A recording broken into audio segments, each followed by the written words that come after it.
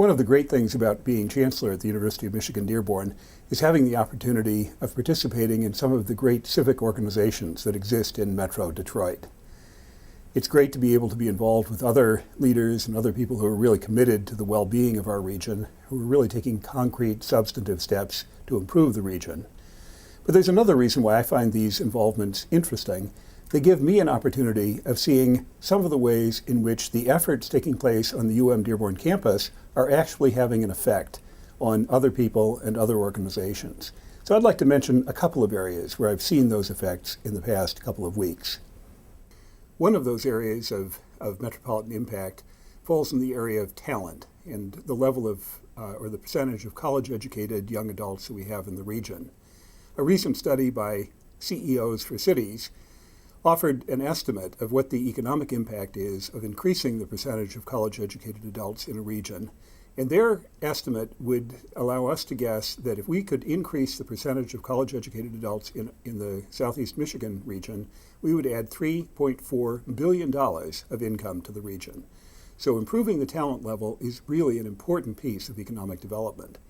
In order to do something with that, a group called the Talent Group, organized here at UM-Dearborn and involving partnerships with organizations and colleges and universities around the region, initiated several studies, one of which was done by iLabs here on campus, to try to understand better the young adults who've done some college but have not completed and what it would take to allow them to complete. We're now in the process of trying to reach out to those roughly 60,000 young adults who are eager to return to college and simply need to find the opportunities.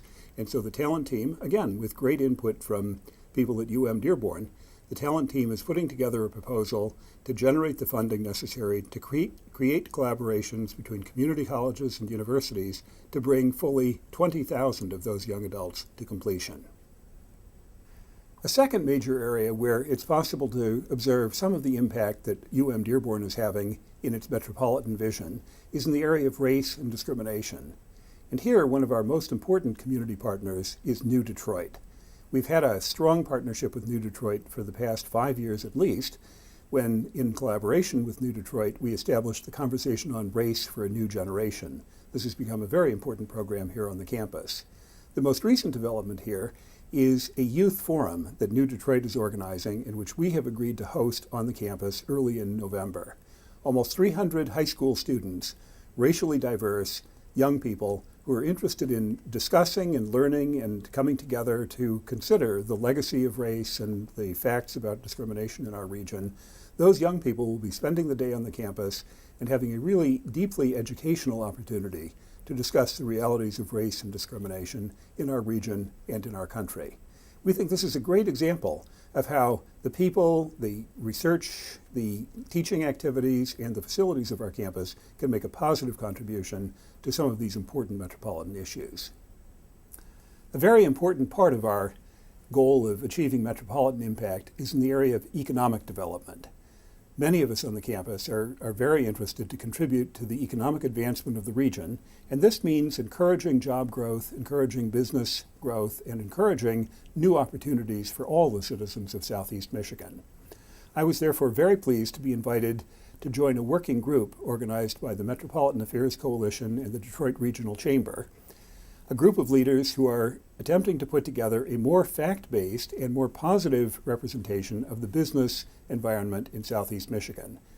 This is very important because if business leaders around the country take completely seriously the fairly dismal representation of Detroit that we find in the national press, then they will be very reluctant to locate here in Detroit and Southeast Michigan and to expand their businesses.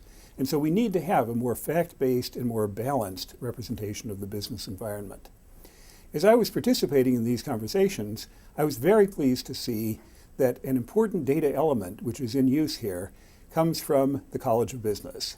It's the iLabs study, which is called the E-Cities Index, now in its third or fourth year, which is a study of the degree of friendliness which different municipalities have created through their regulations, their processes, and their staff for entrepreneurship and starting up of small businesses and medium-sized businesses. it was very gratifying to me to see that this hard work, which is being done by the scholars and the researchers at iLabs, is coming to a practical application in this effort to generate a more balanced and more encouraging representation of the business climate of Southeast Michigan.